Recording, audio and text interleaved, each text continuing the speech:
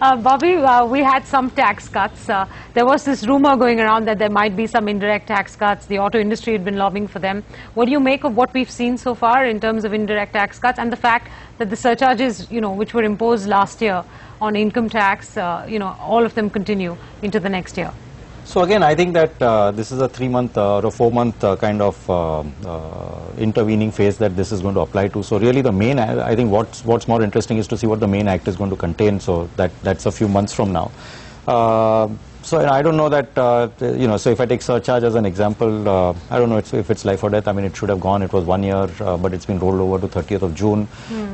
Is that sort of fatal? Probably not. And really we have to see, and it should really be the remit of the new finance minister to decide what should happen with tax rates and stuff like that. You're pretending not to be amongst those 42,800 people that were slapped with the super rich tax because you're quite okay with it continuing for another year. I mean, no, I'm not 1 year, right? It can change and it can change potentially at the 30th of June, right? When the new act, when the new government comes. But it just makes that much more difficult for the new government, because this is going to be seen as last on their list of priorities. If they're seen doing it, they'll be seen as being pro-elitist or pro-rich. So are you worried that this could continue?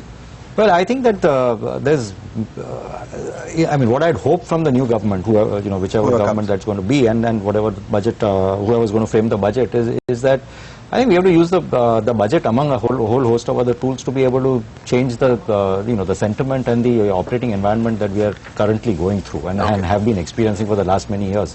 So there's many things which have to be done to change the tone of if you're talking about the budget. I don't think you should get Bobby started on all the tax changes that need to exactly. Because then we'll be here till midnight, I would suppose, and that might not. So I think that so if you, as a part of that, you want to just remove surcharge, no big deal. I don't think it should be that difficult. I mean, what elitist? I mean, if it's only 42,000 people, how much money are they getting out of it in any case? Yeah. Bobby, has this finale budget of the UPA government left you feeling any more confident about the year that's to come, the fiscal year that's to come, or do you feel just about as pessimistic about it as you did for FY14? So I don't think the budget is doing anything to fundamentally. I think the good parts are the fiscal deficit where it came in, or the current account deficit where it's come in, and I think that was widely expected that he would be able to do that, and it's reassuring that he was able to do that. Notwithstanding some of the means that might have been applied to achieve that, but it was more important to achieve the target and to send that message of discipline as opposed to any quibbling about some of the details of it, right? As to how 2014-15 is going to actually play out, I don't think this budget is fundamentally setting the tone for any of that to happen. I mean, there are just some expectations which are built into the revenue and the expenditure assumptions. But where that is going to come from is something which is going to be more a function of what happens going forward rather than what is contained in this budget. Has the government done enough outside of the budget to be able to lay the platform for the growth to happen? Question, right, because that's the only thing, right? Fine, the new budget is not. In bits, really. I don't think that there's been a fundamental. I don't see fundamental enthusiasm. If you interact with industry and with companies and large investors, I think there's not. It's fairly solemn, the mood. And what is solemn? Is it just sentiment, or are there structural problems as well? Or are you saying structurally we are fine? It's now only a mood. It's only a question of sentiment, and that has to be turned around. No, I think that it's more than just sentiment. It would help. I mean, sentiment, I think, is something which can be addressed relatively easily because, if you sort of start messaging better, more consistently, then, and if you show some intent, then I think that can probably bring about some change in sentiment.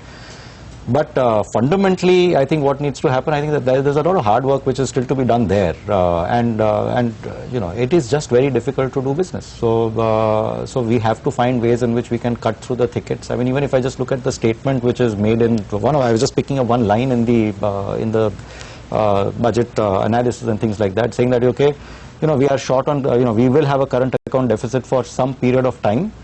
And so we cannot take an unwelcoming stance on foreign investment.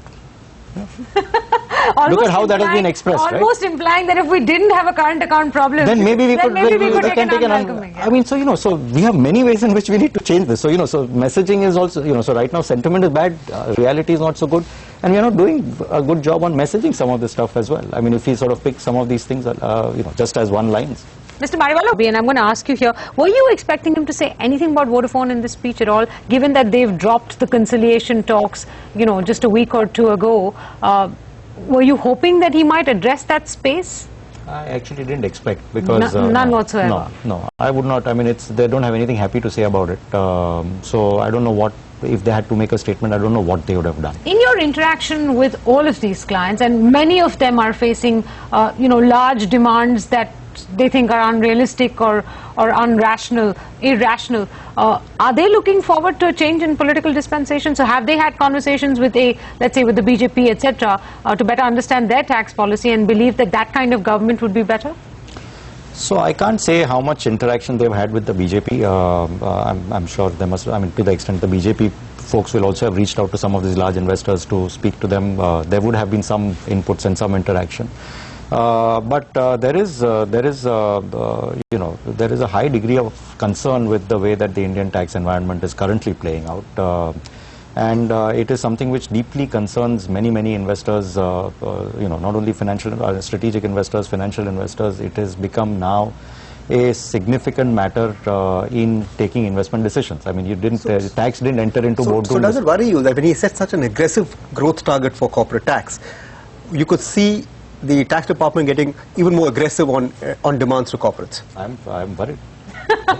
I like the way he says it sanguinely. I'm worried. I think right now it's a really aggressive and extremely difficult environment. And could it get more aggressive, because considering he set a very aggressive target? Well, so I mean, they had a big target even for 13-14, so they haven't met it. And it's not that the revenue has not been aggressive, but if you don't have growth, then then there's limits to what you can do in terms of being able to garner additional tax revenue. If you thought the morning, you an AAP supporter, Bobby? Yes and no. I think I think there are many things that they represent which resonate. But I think particularly on economic stuff, so you'll be watching the 315 event more closely than you were watching Mr. Chidambaram earlier today, right? So I would certainly be more interested, because at least to understand what they have in their thinking for economics, because I really didn't expect a whole lot out of the vote on account, not because because for no fault of Mr. Chidambaram, no fault just of Mr. the situation. Yeah. 2 years we've seen, the last at least 1 year we've seen some policy action. So when he said, I don't agree with the policy paralysis, you got to admit that in the last at least 1.5 years we've seen some action. No, there has been. I think so. There has been stuff, and not only from the finance minister, it's been from other parts of the government, the prime minister's office as well. So what are you going to remember him for? I would say this is also the day to say goodbye to Mr. Chidambaram, right? Yeah. So I would say that I think that notwithstanding everything that he said about non-adversarial tax administration, I think that he's left behind a legacy of an extremely adversarial tax department. And since tax is something that I do for a living, that is something which sort of attaches to the consciousness much more so than the bigger, wider economic issues. I mean, not to say that deficits and all are unimportant, and it was important that he achieved that. But I think that if I had to sort of go away, one sort of thing, and although he was only there for 2 years, I do think that he should have done more to change the tone than what he was able to do, because he was brought in at a time when the tone had been vitiated considerably, and there was a need to be able to allay that concern and to be able to rewind some of that stuff. And I don't think any of that has happened. Okay.